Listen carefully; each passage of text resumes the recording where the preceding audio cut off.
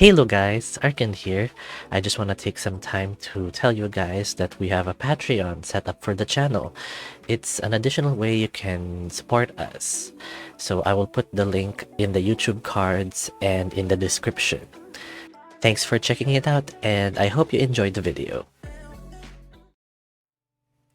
Hello guys, Arkan here. Welcome back to another toe dip. This is Under the Full Bright Moon.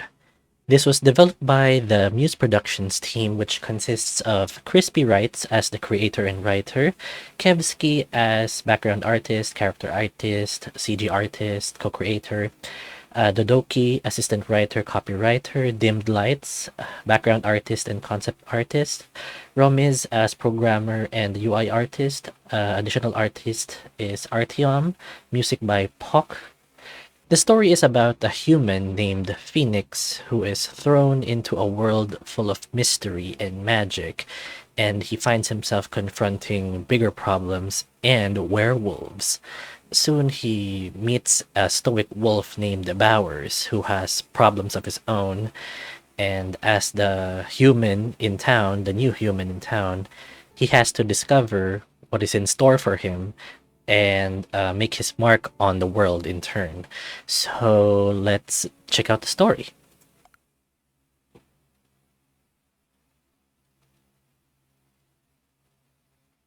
The loading animation of the wolf is so cute. What? Where am I? It's so dark. I can't feel my legs. I can't feel my arms. I can't feel my body? What's going on? No matter how hard I struggle, nothing changes. Nothing moves. It's like nothing exists in this space.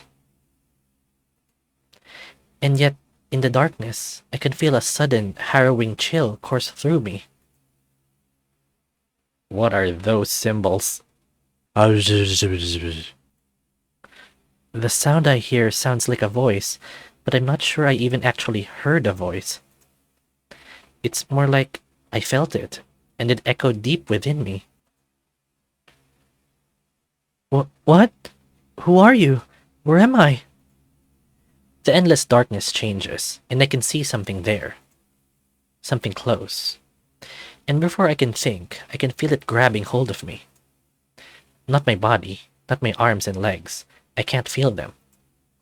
It's like it's taken a death grip on my very core. Hey, what are you doing? Let me go! Leave me alone!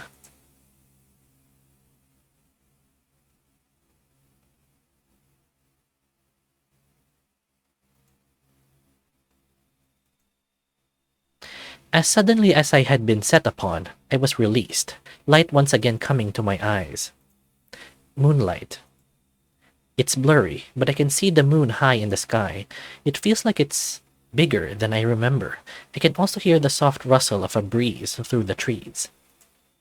I'm alive. But I have no idea how I got here. An artwork has been unlocked. Whoa. Oh. Huh? Where am I? How did I end up in a forest? I groan, feeling stiff as I pull myself up. My eyes finally focus, and I take in the scenery around me. I can make out a clearing before me. There's a stone fountain. In the colorless light of the moon, I can make out a carving of a howling wolf at its center. Curiosity and confusion draw me closer, and I can see that it's completely dry, and has likely been that way for some time. It's so old. What's this even doing out here in the middle of nowhere? Wait, where even is here, anyway? Where am I? It's not like I live near any forests, and I would have remembered a landmark like this. Something feels wrong. Off. Like the entire world isn't how it's supposed to be. The air, the sky, just everything seems to be just different. I can feel a prickling of fear start to crawl up my skin. I need help. I consider calling out for it. I have no idea where I am, but I couldn't have gotten that far from home. I take a steadying breath before cupping my hands around my mouth to project my voice. Hello? Hello? Nothing. I turn one way and then the other, continuing to call out. Anybody? Anybody at all? Still nothing. Confused and growing steadily more anxious, I start to wander around, hoping to find someone, anyone, who can help me. This is so odd. Is it just me out here, all alone yelling to myself in the middle of nowhere? The sudden sound of rustling leaves snaps me back to reality, and I freeze. Huh? Hello? The sound immediately stops, and the silence settles in. It's heavy, almost unnatural, and I can feel eyes on me. Is there somebody here? Could you come out? I really need some help. Here. Something steps out of the darkness. At first I think it's a person. But no person looks like this. My eyes go wide with fear and confusion. What I'm seeing can't possibly be real, and yet there it is, staring back at me just as much as staring at him. Try as I can to get my body move, fear has rooted my feet to the spot. Some part of me is screaming to run. The other seems to somehow think that standing here like this is a good idea. A human? Here? At night? Do you have a death wish? Its voice is deep, raspy, and weighs heavily on my ears. It begins to move towards me. With that, my fear finally decided that instead of forcing my throat to stunned silence, it was time to scream, loudly. The figure recoiled at that. Holy fuck! Not really able to string two thoughts together, I turn on my heel and start to frantically sprint away, determined not to stop for anything.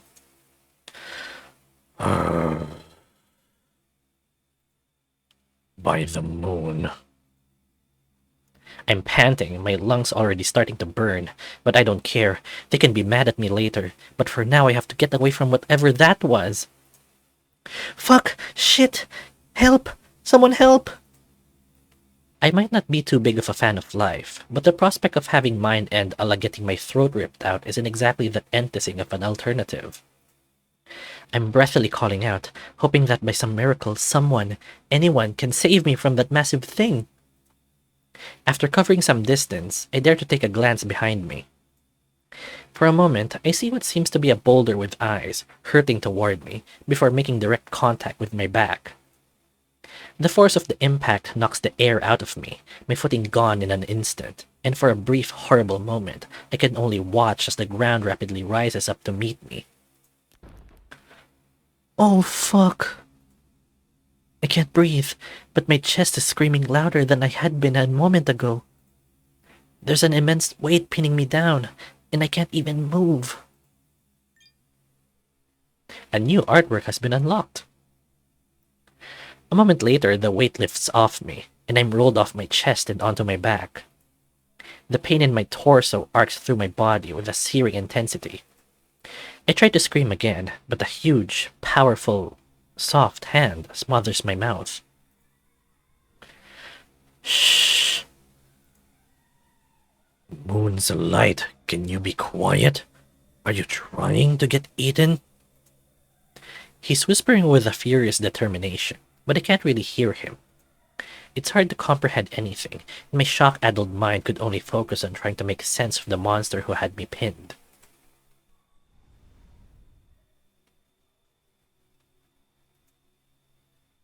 It looked canine, but I've never seen a dog or wolf that looked anything like this. I need to get away. This monster is going to kill me and I need to get away. I feel like a trapped animal, and so, like a trapped animal, I start to thrash uselessly, wildly, with whatever I can still move. In response, the beast pressed harder into me, pain shooting through me so hard that I can't even see or hear properly. I can hear and feel a low, sickening crack coming from my rib cage. The sound, the pain, everything in that moment overwhelms me. I feel my consciousness fading, and the last thing I see are the silhouettes of a few more beasts as they step into the moonlight.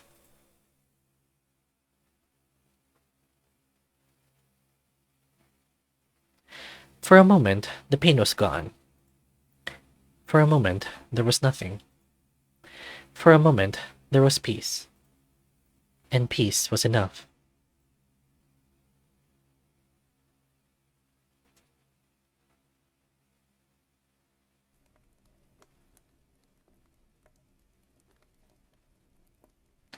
But it was only for a moment. I feel reality steadily come back to me. I can smell smoke and old wood, the glow and crackle of a fire tickle at my dulled senses. The heavy, groggy blackness lifts away as consciousness finds me again. Bowers, he's stirring. Come. A deep sigh of relief fills the air, and I can make out some large shapes and moving carefully toward me. Oh, thank Mani. I owe you one for this, Hawke. How much longer until he's fully healed? The magic's taken hold, but you did do quite a number on him. He still needs a few more hours to recover, give or take. Next time you tackle a human, perhaps consider that you weigh over a dozen times what you used to. I can't recall a time when waking up was this slow or difficult. It feels like I'm coming out of a coma or something. Still, the layers of sleep and incoherence were slipping away, until I could finally make out the two huge beasts. In the firelight, it all seemed obvious. They were wolves. Werewolves? Dog people. Yet, I still can't really register them. Both my body and brain don't feel like doing anything, and this bed is terribly comfortable. I could feel a stack of furs enveloping me in a rather luxurious, heavy warmth. But as consciousness finds me, so did confusion. I try to speak, but only a mumble escapes my mouth. Hearing me, the wolves stopped talking and stepped closer. And with that, I let out a gasp of realization, panic finding me again. Who are you? What do you want from me? For some reason, even speaking hurts. I try to wrench myself away from them, but an intense, sharp pain erupts from my chest, immobilizing me. Still, I try to plea. Stay away! Please, stay away! Hawke holds up his paws to show he means no harm, taking a small step back, before nudging at Bowers to do the same.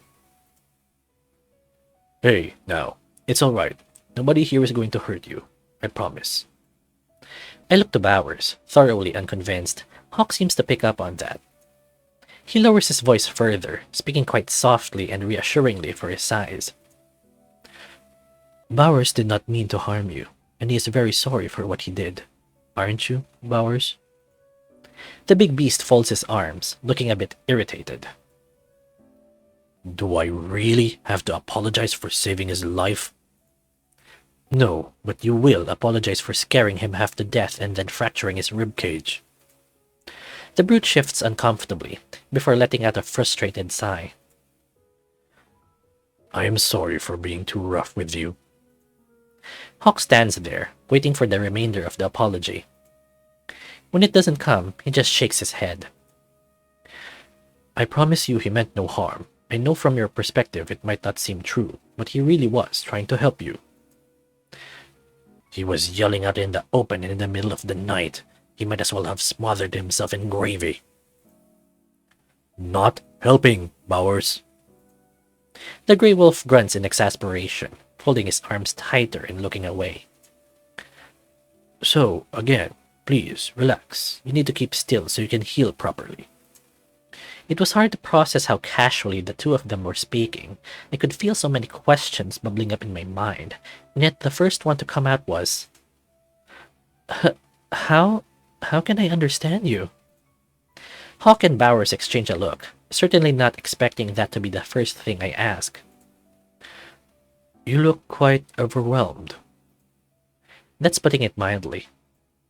Hawke considered me for a long moment, eyes narrowing. And I have the feeling that you have questions. Well, yeah?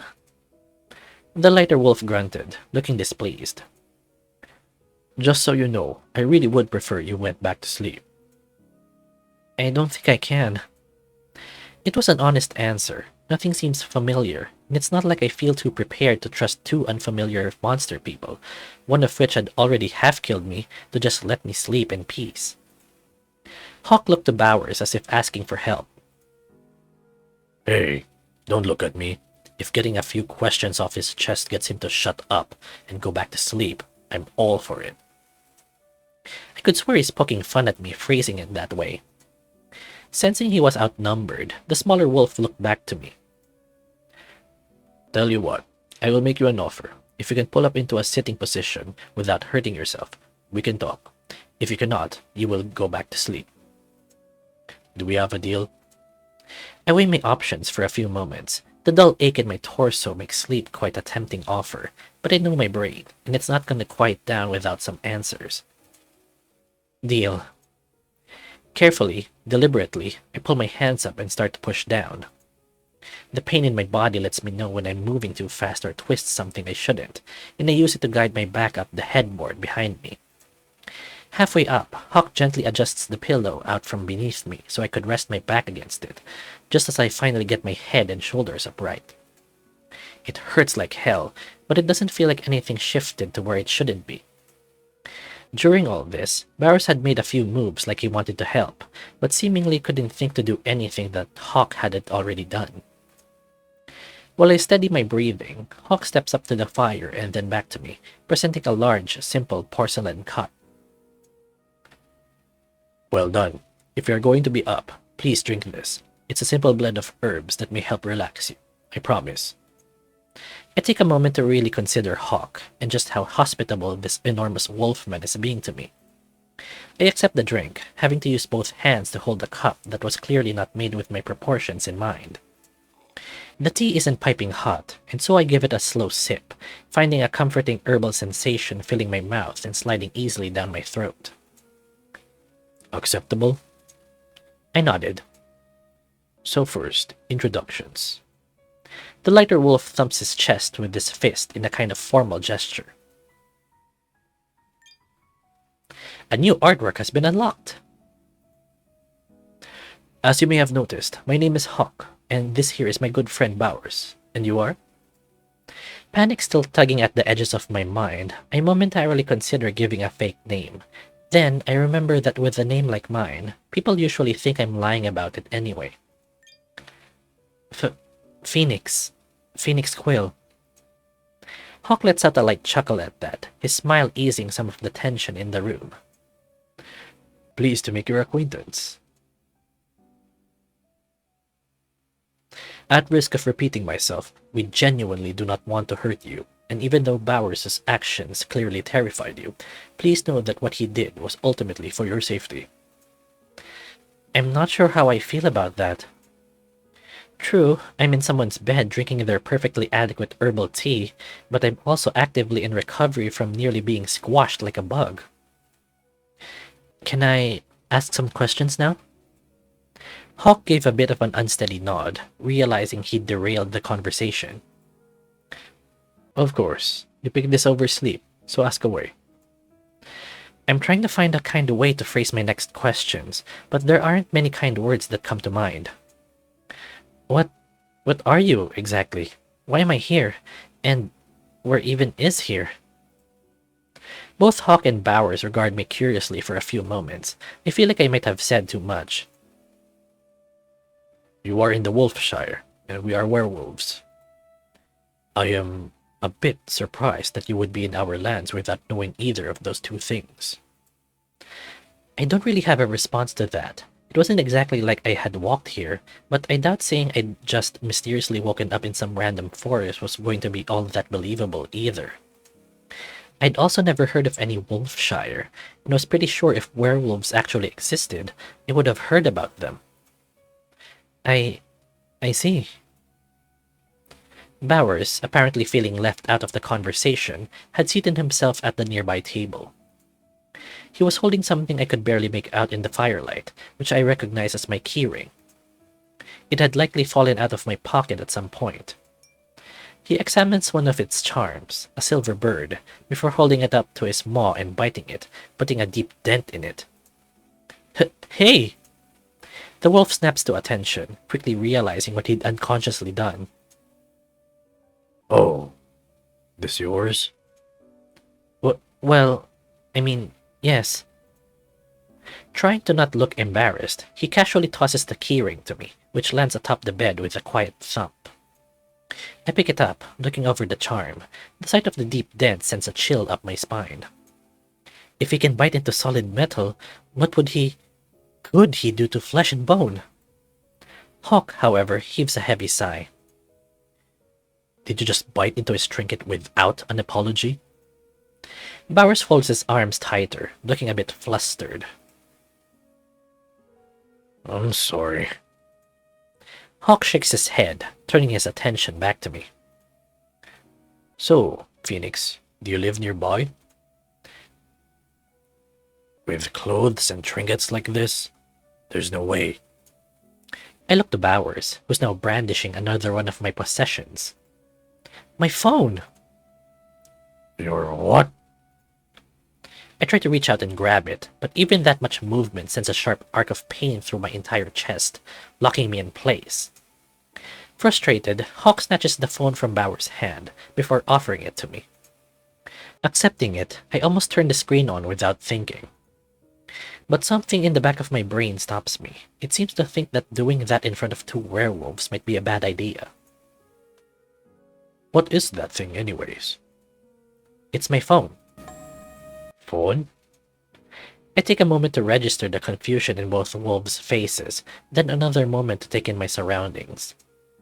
Sure, the little cottage thing I think I'm in is nice, but there's not a single electronic item to be seen, not a single thing made of plastic, not a single wall outlet. I can sense that maybe I should be a touch careful with what information I share. It's a good luck charm. Bowers scoffs. Can't be all that lucky. It can be if he's still alive after yelling like that in the middle of the night. I let out a bit of a nervous chuckle, then immediately regret it. It seems my ribs do not like laughing at all. I hiss in pain, hugging one arm around my chest, the other still holding the half-full mug. Hawke steps in, carefully putting the drink from my hand and setting it on the table. That really doesn't sound good. Feenyx, can you lie down for me, please? I know you want to talk, but I need to double-check your injuries. I nod, then take a few steadying breaths. With Hawke's help, my head's back on the pillow. It was less painful than pulling myself up, but still hurt a great deal. The pain makes me want to take deep breaths, but my bones clearly prefer I keep breathing shallow. Once down, Hawke stands over me. He holds out his hands right over my chest, before they start to glow a soft, welcoming green. A new artwork has been unlocked. Ooh, so magical. I can't help but stare in amazement as a sense of warmth and calmness emanates from them right into me, my breathing regulating in moments. Hawke, however, clicks his tongue in frustration, pulling his hands away. Thought so. The magic's not working like it should. What do you mean? My brain struggles to process what I just heard. Magic? Was that magic just now? Since when was magic real? I mean what I said. The magic's not working like it should. It's not stitching things together as fast as it usually does. What? Why?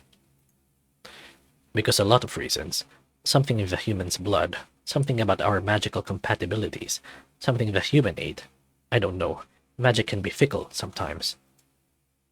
Is he gonna recover, though? Hawke's features gave a twitch of agitation at that question. Of course he will, but we're looking at a few days rather than a few hours. If things change and I can get the magic working properly, it'll get done faster, but this is just how things are. Bowers' expression sours. Hawke, however, ignores him and gives me a genuinely reassuring smile. I know we haven't done much yet to earn your trust, but for your sake, I really do need you to try to rest and to try to move as little as possible tonight. all right? I nod. Yes, sir. I don't think I've got much of a choice either way. Hawke's smile falters, looking a little more apologetic. Sorry, kiddo. You really don't. The tawny wolf pulls himself up straight, turning to Bowers and shrugging. That really is all I can do for now. I'll be back after sunup to check in on him, but the rest is up to you. You can manage, right? Of course, Hawke. Please, get some rest. It's late. Hawke nods, looking back to me. Sleep well, Feenyx. With a thump to his chest and a nod, Hawke steps out of the cottage. With him gone, however, an awkward silence settles in the room, the crackling of the fire and the sound of the wind only making it more tense. I had figured Bowers would excuse himself as well so I could rest, but he just stands there, looking like there's something he wants to say, yet not saying anything. Well, if he's not going to break the silence... Thank you for saving my life. The wolf's posture stiffens. I have already apologized for being too forceful, but you were screaming, and nighttime in the Wolfshire is a very poor time to draw attention to yourself if you don't have the muscle to back it up. There are things out there far more dangerous than me. Yeah, sorry. It's just... well, I mean... This is the first time I've ever seen an actual werewolf before. Where I come from, they're just... myths. The wolf regards me with a doubtful but curious look. Hawke was right. I cannot fathom how it is that you got this far into our lands with such impressions in your head. Again, there was that sense that something about all this wasn't quite right, and I could feel questions coming my way that I would prefer to avoid. So this is the Wolfshire, yeah? Is it a nice place to live? Bowers scoffs at that question faster than his manners could catch up with him. The Wolfshire is what we call it, but this village is essentially the ruins of a long-abandoned town that once belonged to some tribe. We have been working to make it habitable again, and as it belongs to us werewolves, it is our shire, our sanctuary. So, that means you really are a werewolf? The look on Bowers' face made it clear he couldn't tell if I was being serious or joking. Your capacity for critical thought has me concerned that you might have also fractured your skull, young one. I felt my face going red with embarrassment, but pressed on. Hey, I only got one question out before Hawke put me back down, so it's your turn. Like I said, I've never seen a werewolf before. Well, now you've seen two. Hawke is one as well, in case that was not clear. Hawke is my good friend, and our pack's sage. You would do well to respect his wisdom. Pack? Yes, we are a pack. I am this pack's leader. It's Alpha. That word alone made it clear that there were going to be a lot of differences between his culture and mine. And what does that mean? It means that the welfare of the pack is my responsibility. Should anything happen to any of our pack, I bear the direct burden of it. It is a position of extreme trust that I have to work to constantly maintain. Wow, that sounds intense. Bowers smirked confidently, and I could sense the tension in the air loosening between us.